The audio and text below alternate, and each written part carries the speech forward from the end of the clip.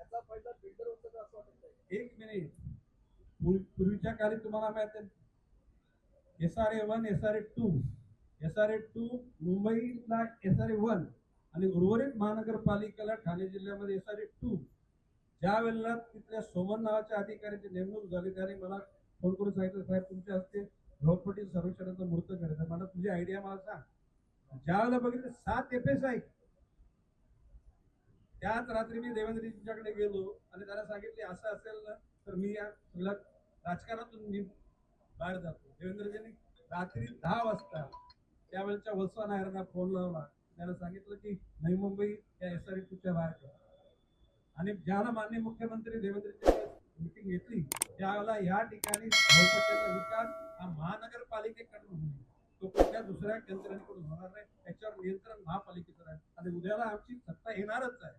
त्याच्यानंतर त्या झोपडपट्ट्यांचं सर्वेक्षण केल्यानंतर त्याचा विकास लोकांना पूरक असा आम्ही करू हा विश्वास त्या ठिकाणी देतो.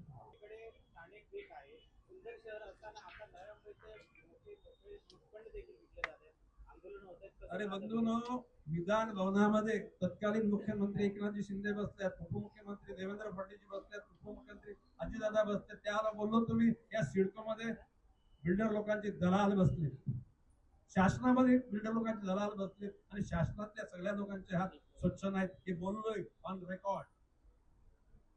कोणी काय नाईक साहेब तुम्ही असं का बोललात कोणी अजून विचारलं नाही. मला विचारलं तर त्याची रोकडी उत्तर देऊन टाकेन मी. नेरूळमध्ये असाच एक ठिकाणी भूखंड विकला गेलेला आहे, या संदर्भात मनसेने देखील आंदोलन केलेलं आहे. काय म्हणता येईल? हे बघा, बाब अशी आहे या ठिकाणी महानगरपालिकेच्या महासभेमध्ये जे प्लॉट रिझर्व्ह महापालिकेकरता केले नियमाप्रमाणे रिझर्व्ह एकदा महासभेने केले आणि पाठवले ते प्लॉट विकले जात नाहीत. परंतु या सिडकोतल्या भ्रष्ट अधिकाऱ्यांनी जे काही आहे सगळे, मी सगळे भ्रष्ट बोलत नाही, त्याच्यातले काही भ्रष्ट प्रवृत्तीच्या लोकांनी ऑलवेज येस सर म्हटलं, बॉस इज ऑलवेज राईट. पण नेहमी मी म्हणतो boss is always right subject to rules and regulation. कायद्याच्या आणि नियमाच्या अनुकूल जर असेल तर आपला वरिष्ठचं म्हणणं बरोबर आहे. परंतु बॉस जर काशीत घालायचं काम करत असेल तर त्या ठिकाणी उत्तर दिलं पाहिजे, सांगितलं पाहिजे. आणि मी तुम्हाला सांगतो आताचे MD यांनी ते केलं तरी सुद्धा काही बाबतीमध्ये त्यांनी मी ह्या गोष्टीशी सहमत नाही असा रिमार्क सुद्धा काही ठिकाणी पाठवलेला आहे. असीम गुप्तानी सुद्धा या गोष्टीशी मी सहमत नाही असं पण रिमार्क मारलेला आहे. हे IAS ऑफिसर स्वतःच्याकडे जबाबदारी घेत नाहीत आणि ते हुशार आहेत.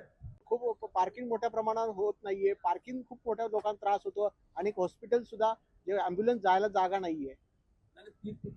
आता काही नाही. एकदा माननीय एकनाथ शिंदे आणि मी नेरूळकडे त्या लोकसभेच्या प्रचाराला गेलो असताना नेरूळ स्टेशन मध्ये चाललेलं काम त्यांना सांगितलं.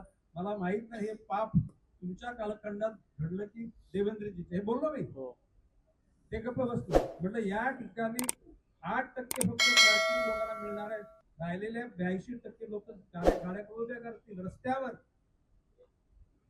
आपल्या ट्रक टर्मिनलची जागा नेरूळची सानपाड्याची म्हणजे ह्यांना नैनामध्ये नेलं चालत. आज तिथे बिल्डरच्या किमतीची घरं त्या ठिकाणी झाले 70 72 लाखाची घरं.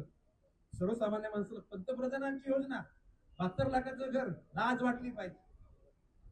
ज्या अधिकाऱ्यांनी ही योजना आणली, तुम्ही जर जमिनीचा दर तिथं लोड करणार असाल तर ते 72 लाखावर जातील. एरवी त्याच्यात ते 50 लाख कमी 22 लाखामध्ये नैनामध्ये ती घर. नैनामध्ये आता अटल सेतू जो देवेंद्रजींनी बनवला त्यातून नैना 15-20 मिनिटांमध्ये नैनामध्ये म्हणजे इतकं नवी मुंबईत येण्यापेक्षा नैना मधून नैनाकडे जाणं अटल सेतूनी अतिशय चांगलं पडलं असतं. पण आताच boss always boss is right या भावनेत. आणि सिडको ही काही कमर्शियल ऑर्गनायझेशन नाही, समाजाची सेवा करण्याकरता. परंतु ह्या सिडकोच्या काही लरी अधिकाऱ्यांनी तिला व्यापारी संस्था बनवली आणि ती लवकर महापालिकेत निवडणूक झाल्यानंतर ह्या गोष्टीची वाटचाल आम्ही निश्चित करणार आहोत.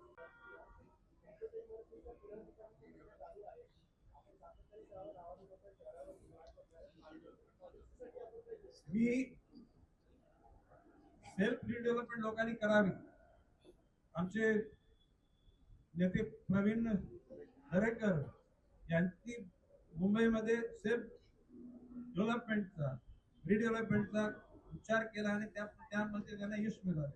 आता इथे जर बोलाल मी योग्य ठिकाणी बोलले म्हणजे कुठल्या मूर्ख माणसाने हा युनिफाईड डीसीआर आणला. एव्हरीबडी वॉज काम अँड क्वाईट. म्हटलं या शहरामध्ये हा पैसा वापरला तर 3 मजली माणसाला फुटपाथवरून चालायला लागेल. कार जाणार नाहीतच, सायकल नाही आणि चालत जाताना सुद्धा माणसाला धक्के बुक्के द्यावे लागतील. हे मी बोलतोय तुम्हाला भविष्य काळामध्ये ते निश्चितपणे लक्षात येईल. पूर्वीच्या काळी एक एफएसआय असताना काही पॉइंट एफएसआय वाढवताना एनजीओ त्या ठिकाणी अतिशय आक्रमक व्हायचे. अरे आता खैरात वाटण्यासारखे एफएसआय वाटतात. अरे तुम्हाला फक्त काय ह्याच कालखंडामध्ये पैसे कमवायचे, भावी पिढी तुमच्या मनात विचार नाही का भविष्यकाल कसा होणार आहे या शहराचा, या जनतेचा. मी सांगतो हा जर एफएसआय युटिलाइज झाला तर नवी मुंबई शहर हे राहण्यालायक शहर राहणार नाही. हे नवी मुंबईचं बोलतो, दुसऱ्या शहराची तर वाटच लागलेली आहे.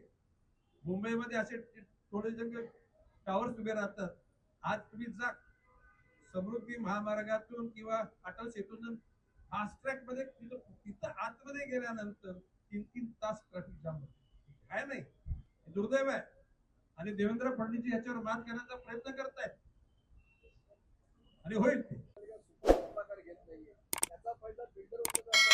एक मिनिट, पूर्वीच्या काळी तुम्हाला माहिती SRA1 SRA2 SRA2 मुंबईला SRA1 आणि उर्वरित महानगरपालिकेला ठाणे जिल्ह्यामध्ये SRA2 ज्या वेळेला तिथल्या सोमन नावाच्या अधिकाऱ्याची नेमणूक झाली त्याने मला फोन करून सांगितलं साहेब तुमच्या हस्ते झोपडपट्टी सर्वेक्षणाचा मुहूर्त करायचा. मला तुझी आयडिया मला सांग.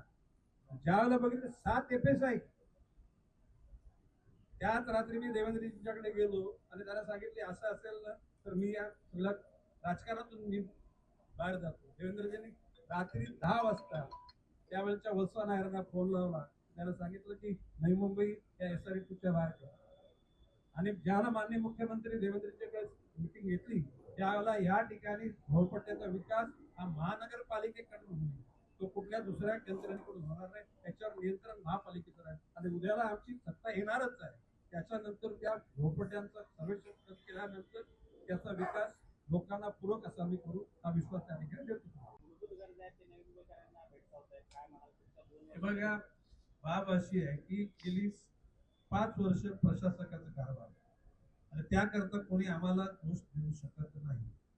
या 5 वर्षामध्ये जे काय वाटलं झालंय तर ते प्रशासकीय कालखंडात झाल्याने त्याचं नेतृत्व कोण करतात हे तुम्हाला मी सांगायची गरज नाही. म्हणजे दुसऱ्याकडे बोट दाखवताना भान ठेवा. इथे काही लोक बोलतात की नवी मुंबई वरून दिसायला सुंदर आहे, आतून ती घाणेरडी असं इन शॉर्ट यांचं म्हणणं आहे. त्यामुळे ते 5 वर्ष नेतृत्व कोण करतंय त्या शहराच्या खात्याचं? तुम्हीच करता ना. कमी कमी तुम्ही तरी बोलू नका ना की माझा पोरगा चोर आहे. अरे बापाने तरी नाही बोलायला पाहिजे, शेजाऱ्याने बोलला तर मी समजू शकतो. आणि आणि देंटू पाण्याचा अवॉर्ड नवी मुंबई महापालिका देशात उत्कृष्ट पाणी वाटप आणि पाण्याचं नियोजन महाराष्ट्रामध्ये स्वच्छतेमध्ये नॉन स्टॉप नवी मुंबई आहे. बाब असे नवी मुंबईच्या विषयी नवी मुंबईच्या विषयी वाईट बोलणं हे निश्चित मी ऑन द कॉन्ट्री मान्य आयुक्तांना प्रशासनाला बोललोय की बरोबरच्या गोष्टी काय त्या अज्ञात तशा नीट नाहीत. एकदा माझ्यावर फटका आणि आपल्यापैकी बऱ्याच लोकांना माहित असेल मी माझी नापसंती त्यावेळेला व्यक्त केली. तुम्ही आज करता, मी नापसंती गेली 4 वर्षापूर्वी केली.